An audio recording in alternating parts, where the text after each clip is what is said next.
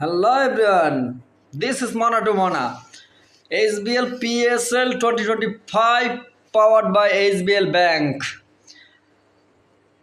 সাকিব তামিম মাহমুদুল্লাহর পরে চতুর্থ বাংলাদেশ হিসাবে রিশাদ হোসেনের পিএসএলেও অভিষেক হচ্ছে আজকে। কোয়েটা গ্ল্যাডিয়েটার্সের বিপক্ষে লাহার কালান্দাসরে আজকে রিশাদ হোসেনের পিএসএল অভিষেক হইতে যাইতেছে। একটা দেখেন, একটা ফ্র্যাঞ্চাইজি লিগ কতটা উন্নত হইলে আইপিএল এর মতো একটা ফ্র্যাঞ্চাইজির সাথে টক্কর দেয়। একবার চিন্তা করছেন, আইপিএল যেই সময় চলে পিএসএল ওই সময় এবারকে দিছে। দুইটা ফ্র্যাঞ্চাইজি লিগ একসাথে চলে।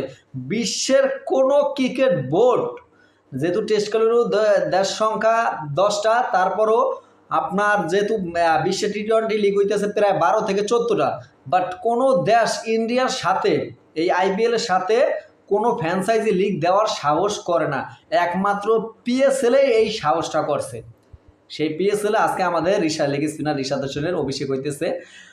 আর একটা জিনিস মনে রাখতে হইব, আমাদের ক্রিকেট বোর্ডটা কতটা পিছায়া। একটা জিনিস চিন্তা করেন, এই যে নাহিদ রানারে একটা জিম্বাবু টেস্টের জন্য ধরে রাখছে, এক নাহিদ রানার জন্য কি জিম্বাবু টেস্টটা কি থাকতো, বসে থাকতো? আপনি একটা জিনিস চিন্তা করেন, আফগানিস্তান ক্রিকেট বোর্ডটা আজকে কত উন্নত। ওরা এমন কোনো দল নাই যে না হারাইছে।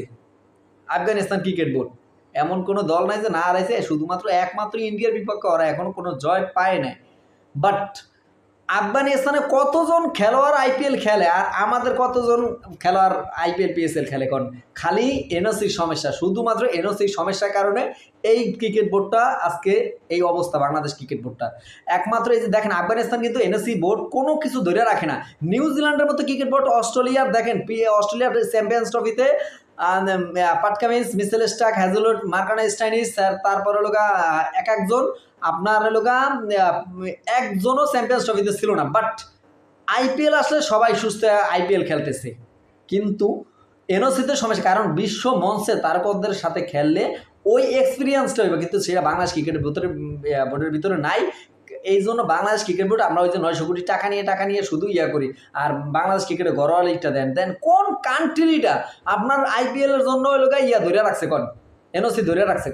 কিন্তু আমার বাংলাদেশ শুধু এনওসির জন্য কোনো প্লেয়ার ঠিকমতো একটা ফ্র্যাঞ্চাইজিতে খেলতে পারে না। এই জন্য ওই দেশের কন্ডিশন, ওই দেশের ব্যাটসম্যানদের দুর্বলতা বা বোলারদের দুর্বলতা, কোনো একটা প্লেয়ার খুঁজে পায় না। দেখেন আফগানিস্তান ক্রিকেট বোর্ডটা আজকে দেখেন কোন জায়গায় উন্নত।